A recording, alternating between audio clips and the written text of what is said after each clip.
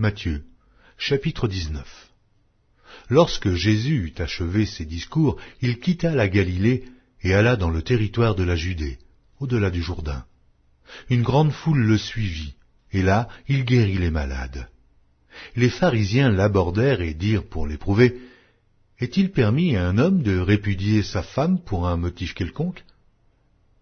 Il répondit, « N'avez-vous pas lu que le Créateur, au commencement, fit l'homme et la femme, et qu'il dit, « C'est pourquoi l'homme quittera son père et sa mère et s'attachera à sa femme, et les deux deviendront une seule chair.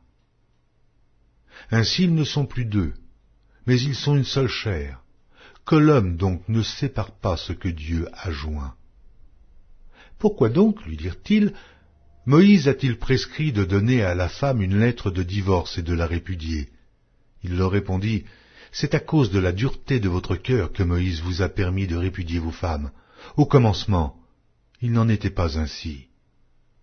Mais je vous dis que celui qui répudie sa femme, sauf pour infidélité, et qui en épouse une autre, commet un adultère.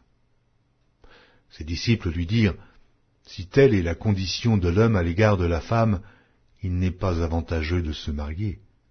Il leur répondit, tous ne comprennent pas cette parole, mais seulement ceux à qui cela est donné. Car il y a des eunuques qui le sont dès le ventre de leur mère. Il y en a qui le sont devenus par les hommes. Et il y en a qui se sont rendus tels eux-mêmes à cause du royaume des cieux.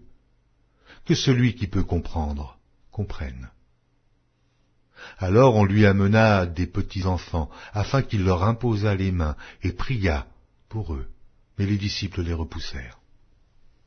Et Jésus dit, laissez les petits-enfants, et ne les empêchez pas de venir à moi, car le royaume des cieux est pour ceux qui leur ressemblent. Il leur imposa les mains, et il partit de là. Et voici, un homme s'approcha et dit à Jésus, Maître, que dois-je faire de bon pour avoir la vie éternelle? Il lui répondit, pourquoi m'interroges-tu sur ce qui est bon? Un seul est le bon. Si tu veux entrer dans la vie, observe les commandements. Lesquels, lui dit-il? Et Jésus répondit, tu ne tueras point, tu ne commettras point d'adultère, tu ne déroberas point, tu ne diras point de faux témoignages, honore ton père et ta mère, et tu aimeras ton prochain comme toi-même. Le jeune homme lui dit, j'ai observé toutes ces choses, que me manque-t-il encore? Jésus lui dit, si tu veux être parfait, va, vends ce que tu possèdes, donne-le aux pauvres, et tu auras un trésor dans le ciel. Puis, viens et suis-moi. Après avoir entendu ces paroles, le jeune homme s'en alla tout triste, car il avait de grands biens. Jésus dit à ses disciples, je vous le dis en vérité, un riche entrera difficilement dans le royaume des cieux. Je vous le dis encore, il est plus facile à un chameau de passer par le trou d'une aiguille qu'à un riche d'entrer dans le royaume de Dieu. Les disciples ayant entendu cela furent très étonnés et dirent, qui peut donc être sauvé? Jésus les regarda et leur dit, aux hommes cela est impossible, mais à Dieu tout est possible. Pierre, prenant la parole, lui dit, voici, nous avons tout quitté, et nous t'avons suivi. Qu'en sera-t-il pour nous?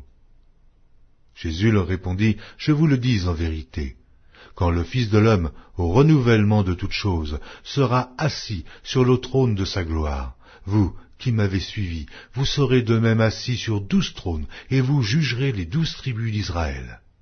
Et quiconque aura quitté à cause de mon nom ses frères, ou ses sœurs, ou son père, ou sa mère, ou sa femme, ou ses enfants, ou ses terres, ou ses maisons, recevra le centuple, et héritera la vie éternelle. Plusieurs des premiers seront les derniers, et plusieurs des derniers seront les premiers.